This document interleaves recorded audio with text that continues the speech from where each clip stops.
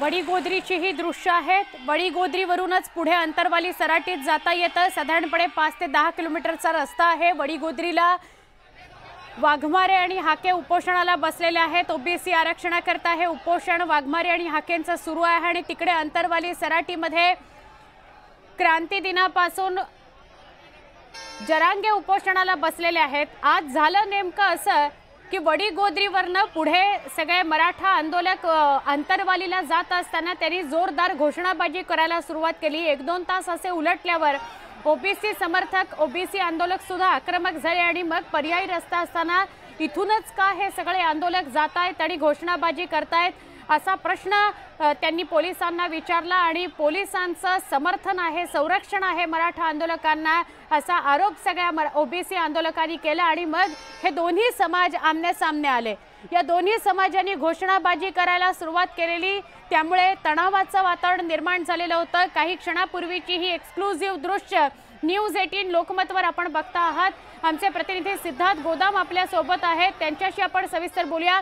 सिद्धार्थ, मगाशी तुम्ही साधारणपणे 20-22 मिनिटं सलग नेमकी काय घटना घडली आहे, काय नेमकं वडीगोद्री चौकामध्ये सुरू आहे ते थेट आपल्या प्रेक्षकांपर्यंत पोहोचवत होतात।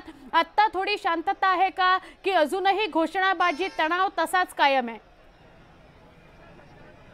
सुवर्ण, सुदैवाने हा संघर्ष आता टळलेला आहे आणि या ठिकाणी शांतता आहे, कारण मराठा समाजाने पर्यायी मार्गाने आपल्या गाड्या घेऊन जायला सुरुवात केलेली आहे आणि ओबीसी समाजाने सुद्धा आता एक पाऊल मागे घेतलेलं आहे। दोन्ही समाजाने एक पाऊल मागे घेतल्यामुळे या ठिकाणी आता शांततेचा माहोल आहे। मी तरी तुम्हाला दाखवण्याचा प्रयत्न करतो की हा जो रस्ता आहे हा रस्ता अंतरवालीला जाणार आहे आणि याच रस्त्यावरून ही वादाची ठिणगी पडलेली आहे, कारण याच रस्त्याच्या कोपऱ्यावर प्राध्यापक लक्ष्मण हाके सर आणि नवनाथ आबा वाघमारे यांचं उपोषण सुद्धा या ठिकाणी सुरू आपण बघतोय। दोघे या ठिकाणी बसलेले आहेत आणि यांच्या समोरूनच अंतरवालीला जाणारे सर्व मनोज जरांगे पाटील यांचे समर्थक, मराठा आरक्षणाचे समर्थक या ठिकाणाहून जाताना जोशमध्ये घोषणाबाजी करत होते। त्यालाच प्रत्युत्तर म्हणून ओबीसी समाजाने सुद्धा या ठिकाणी घोषणाबाजी केलेली आहे। मात्र पोलिसांचा मोठा फौजफाटा या ठिकाणी उतरलेला आहे। चौकामध्ये शांतता आहे, पर्यायी मार्ग मराठा समाजाने घेतलाय, त्यामुळे ओबीसी समाज सुद्धा एक पाऊल मागे आलेला आहे। मात्र ज्या परिस्थितीची भीती होती ती परिस्थिती उद्भवलेली आहे या ठिकाणी, मात्र ती थोडक्यात शमलेली आहे। मात्र हा भडका कधी उडू शकतो, त्यामुळे आता पोलीस प्रशासन असेल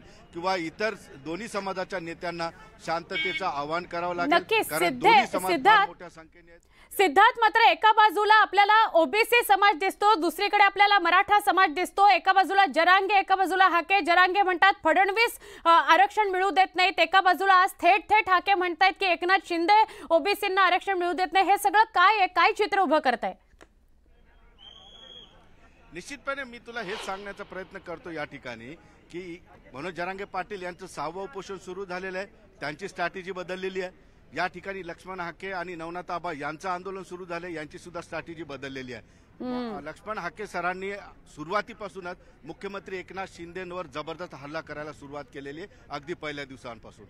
दुसरीकडे मनोज जरांगे पाटील थोडेसे मवाळ झालेले आहेत, कारण मनोज जरांगे पाटील यांनी आज सांगितलेलं आहे की देवेंद्र फडणवीस जर सामाजिक असतील तर जरांगे पाटील सुद्धा आता सामाजिक झालेला आहे, म्हणजे मी कुठल्याही पद्धतीची टीका टिप्पणी कुणावरही करणार नाही। या दोन्ही आंदोलनाचे, या नवीन आंदोलनाचे हे नवीन अंग आहेत। आता हे अंग किती दिवस राहतात हे माहित नाही, कारण मनोज जरांगे पाटील आणि लक्ष्मण हाके या दोघांच्या मध्ये थोडासा थेट संघर्ष या ठिकाणी मला दिसत नाही।